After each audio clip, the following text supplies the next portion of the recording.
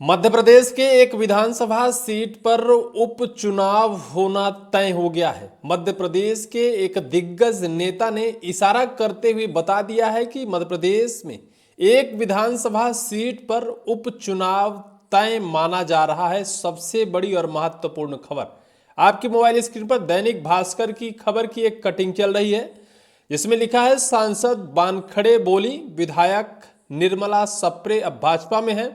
चुनाव के दिए संकेत, बीजेपी के कार्यक्रम में पहुंची थी बीना की एमएलए। जिस कार्यक्रम में लता वानखड़े सांसद ने प्रदेश महामंत्री ने यह उद्बोधन दे रही थी, उपचुनाव के संकेत दे रही थी, उस मंच पर वो विधायक भी बैठी थी जो कांग्रेस को छोड़कर भाजपा में शामिल हो गई।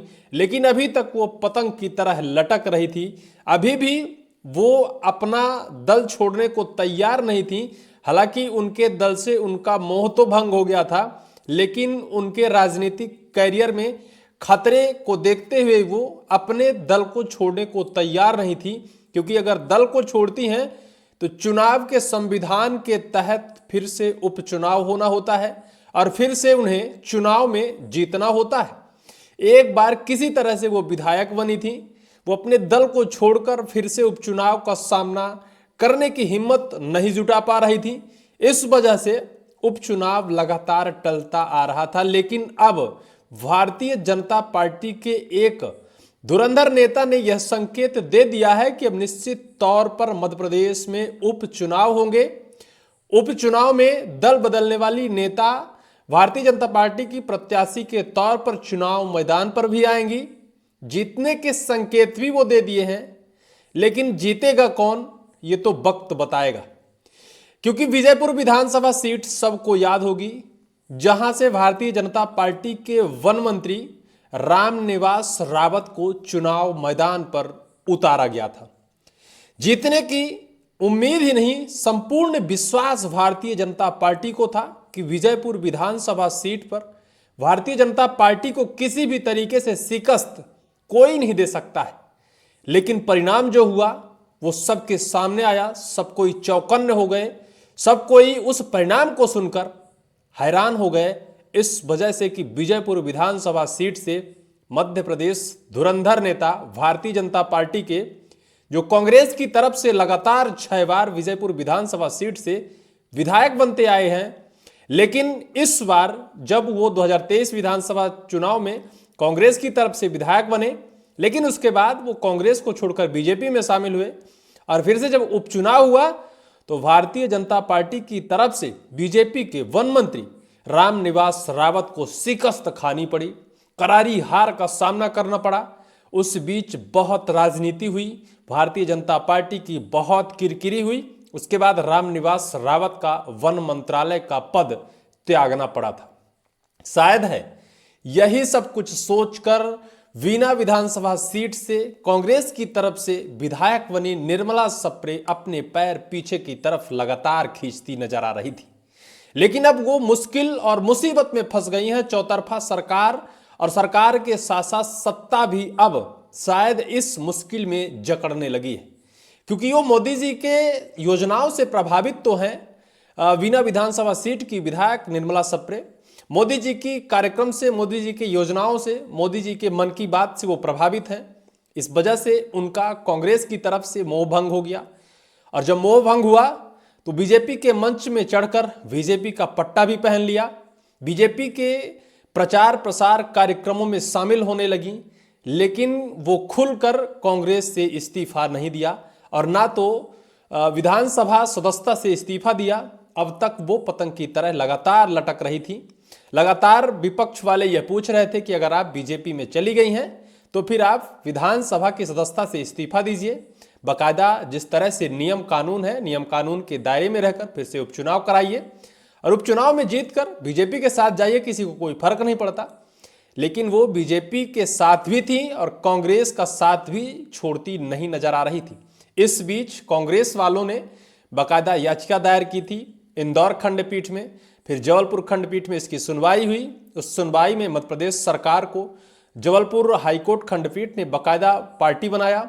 मध्य प्रदेश सरकार के साथ साथ विधानसभा अध्यक्ष नरेंद्र सिंह तोमर को इसकी पार्टी बनाया। निर्मला सप्रे को भी नोटिस थमाया। जवाब तलब किया गया कि वास्तविकता क्या है, आखिर आप विधानसभा की सदस्यता से इस्तीफा क्यों नहीं देना चाहती हैं, उपचुनाव से आप घबरा क्यों रही हैं, क्या आपको विश्वास नहीं है कि आप बीजेपी की तरफ से चुनाव लड़ेंगी तो आप जीत जाएंगी। लेकिन अब जिस तरह से इस पूरी कहानी ने एक नया मोड़ ले लिया है, बीजेपी के ही एक धुरंधर सांसद जो सागर लोकसभा सीट से हैं, लता वानखड़े, मध्य प्रदेश भारतीय जनता पार्टी की महामंत्री के पद पर भी वो आसीन है, उन्होंने खुलकर इस पूरे मसले को सुलझा दिया है और सुलझाते हुए वो संकेत भी दे दिया है कि अब मध्य प्रदेश में निश्चित तौर पर उपचुनाव होंगे। अब निर्मला सप्रे कांग्रेस की तरफ से बनी विधायक अपनी विधानसभा सदस्यता से इस्तीफा देंगी, बाकायदा वो फिर से उपचुनाव के टाइम टेबल जारी होंगे और बाकायदा बीजेपी की तरफ से उनको टिकट दी जाएगी और बीजेपी की तरफ से टिकट पाने के बाद चुनाव मैदान पर भी वो उतरेंगी। चुनाव मैदान पर उतरकर वो जीत भी हासिल करेंगी। बाकायदा लता वानखड़े जी ने जो कहा है वो आपको हम बताते हैं। किस तरह से उन्होंने बीते शनिवार को वीना विधानसभा सीट में एसआईआर कार्य के निरीक्षण कार्यक्रम में पहुंची थी।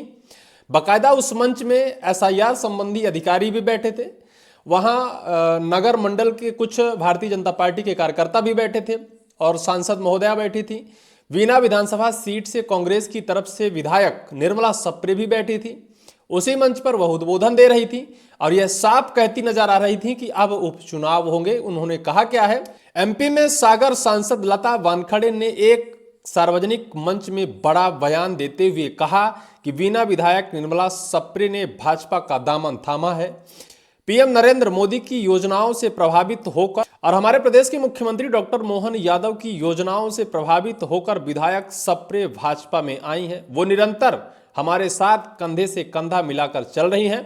सांसद वानखड़े ने यह भी कहा कि विधायक निर्मला सप्रे हमारे हर कार्यक्रम में बाकायदा सम्मान दे रही हैं और उन्हें अपना कार्यक्रम मानते हुए लगातार काम भी कर रही हैं। उन्होंने बाकायदा यह भी कहा है कि विधायक निर्मला सप्रे अब भाजपा में है। उपचुनाव के भी संकेत दिए हैं। बीजेपी के कार्यक्रम में पहुंची थी बाकायदा वीना की विधायक कांग्रेस की तरफ से निर्मला सप्रे।